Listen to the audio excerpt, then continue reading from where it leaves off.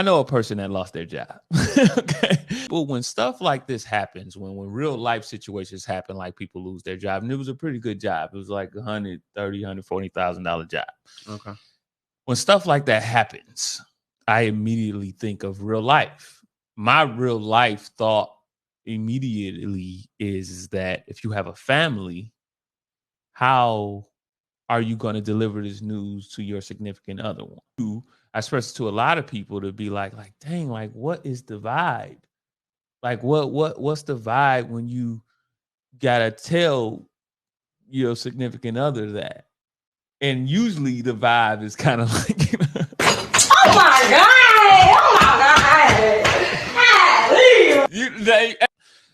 But out of 100 people, I got a different vibe from one person, and it triggered what I need to ask you. Okay. You know, from one person, I got the vibe of like, and it was strange. It felt weird. It was like, well, I mean, you know, he got $130,000 job before. He'll get it again. And I was like, what? Now, I was like, what? Because I was like, first I was like, it ain't that easy to get $130,000 job. It's that jobs out here like that. Then it was reiterated. Well, he did it before. He'll do it again.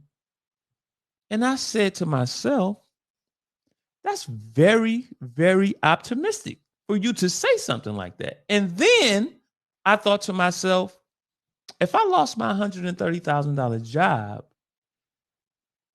instead of getting the oh my god, oh my god. Instead of getting that, if someone said you got that job before, you get another one.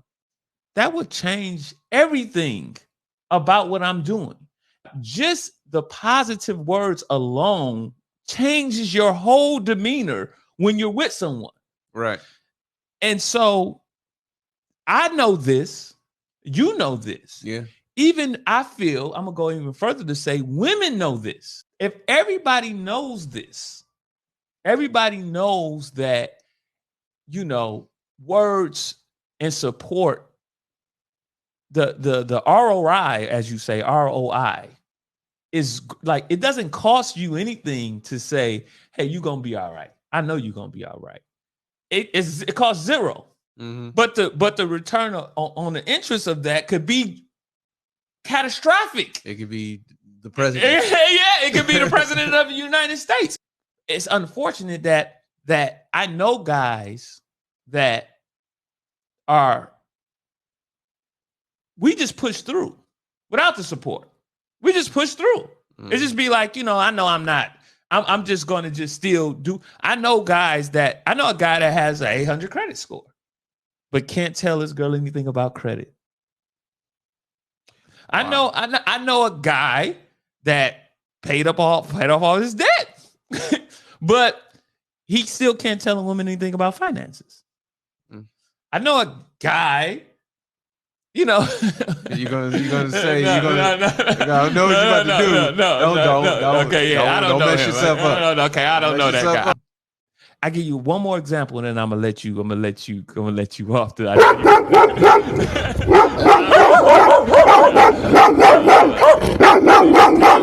Calm down. I'm gonna let you off the leash. I know what you want to do. Calm down. Okay. I had a point in my life where they took all the money out of all of my bank accounts. Okay. It was gone. They went to every account with my name on it and they wiped it clean. Yeah, you can't kind of fake your name. Yeah. My name is my name. I lost my job. Okay. And because of the wrongful, felony put on my record, I couldn't even apply and get another job. So I had no money, no job, not able to get a job. And, let's just keep it real. I got locked up. So it was pretty bad. An unlikely source said to me, you'll be all right.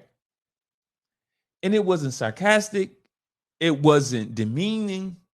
The unlikely source said, you always usually bounce back. So you probably will be all right because you figure something out. And I was like, do you really mean that? And the unlikely source was like, yeah, you usually bounce back. And it changed everything. It literally changed my attitude. It changed everything to say, well, shoot, I might be all right. I know how much that means, the support, the words of encouragement, not the sarcasm, not the, oh, I see you doing everything perfect and you're doing everything great over there. Let's not confuse it, not the BS. If I know how much that means, and to me, it's not the opposite sex knows how much that means, then where is the disconnect? Women know we need it. We know that we need it, and it helps everybody. Why is it not happening? Michael Perkins. I'm gonna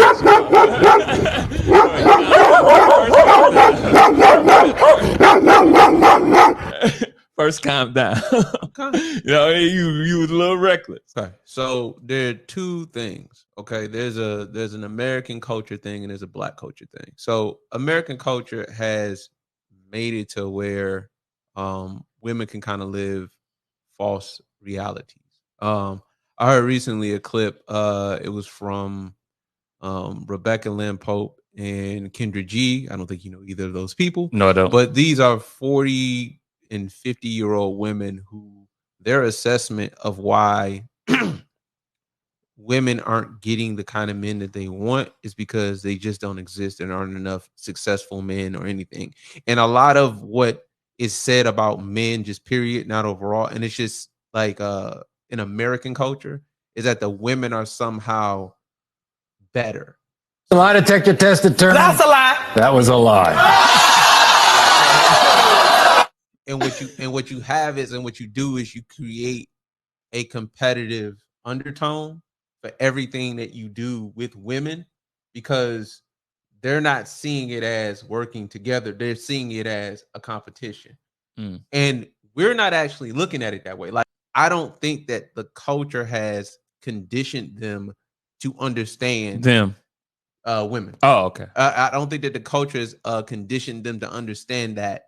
And it really, really hurts American culture. Specifically with Black, it's worse because our women have been told that they're not only better than us, but they're independent and don't need us. That's tough. Creates on some level sabotage. Sabotagery. That's why I like to use that word. Sabotagery. Yeah. I don't know if that's in the dictionary or not. It's probably not. Okay. It creates sabotage to where supporting you or you winning undermines the narrative that our women are so much better than us. When the culture of competition and in our case sometimes sabotage, when that sabotagery, when that exists, it's like, okay, we're asking for something and you're actively doing something different. So like, whose fault would it be? Narrative. They don't win with their narrative of I'm running shit or I'm independent or I don't need this man. They don't win with their narrative. They gotta act like they don't need you. They don't need your help. They don't need your right. It's one thing to win and you score, 13 points, get 5 rebounds and a couple steals and a couple assists. It's one, but it's another thing to win and score 40. 47, Jimmy Butler. 47, 35 yesterday. He didn't win that. He didn't win that. You know what I'm saying? But it's another thing to win that way. And I think that how they want to win is the TV win. 47 points, 15 rebounds. Right. I had the ball all the time. I want to win that way. I don't want to win and I played a significant role. I don't want to be Steph Curry and just win all the time and never get the MVP trophy. No. I want to be recognized instead of just being recognized to be on a dynasty, on a great team. Right. Who do you think is the leader of that relationship? Barack Obama. He's the leader of the free world. Was. Okay. So that's an easy answer for you. Okay. I don't think that's an easy answer for most women. I don't think that. I think they would go 50-50. Well, They would. I think that they would go 50-50 because to them, But it's not a bad thing that he's the leader of the relationship. it's of course it's not. It's 'Cause actually a he's really good qualified. thing because He's he's qualified. a good guy. It's easy to be with a guy who can't hold you accountable, that hits on all the marks that you may like from a physical standpoint or from a financial standpoint. You know what I mean? Like, okay, here it is. This guy he makes enough money to make enough money. You know what I'm saying? He's tall enough, he looks good enough, whatever. But he ain't necessarily like, I don't want to. He not a leader like that. He not gonna demand nothing of me, you know. And if he doesn't demand anything of you, that's perfect because you get all of the benefits of it, good characteristics, all the good characteristics, without actually having to do nothing to maintain it. That's perfection for a lot of them. 50-50 means I gotta regress if I'm that guy. If I'm Barack Obama and I'm 50-50 with Michelle, I have to regress for us to be 50-50 because I'm qualified to be the leader of the free world. You know what I'm saying? Because this is what women don't understand about leadership, being in the front. Being in the front means you have to get competed with. You have to take the hits. Now, if you're willing to take the hits and the criticism that comes with it, then that's fine. But if you're not, of which you're not, then you need to sit down. An example, if you have a woman that is not cooperating, you know what I mean, i.e. working with you, then you leave. You either lead or you leave. You vote with your feet. You're either there or you're not. Vote with your feet. You just made that up. That's pretty good. I didn't make it up. I got it from somewhere. Oh, that's pretty good. It is. I like it. You know what I'm saying? You either lead or leave. Vote with your feet. Yeah. And that's That the makes you talk more. but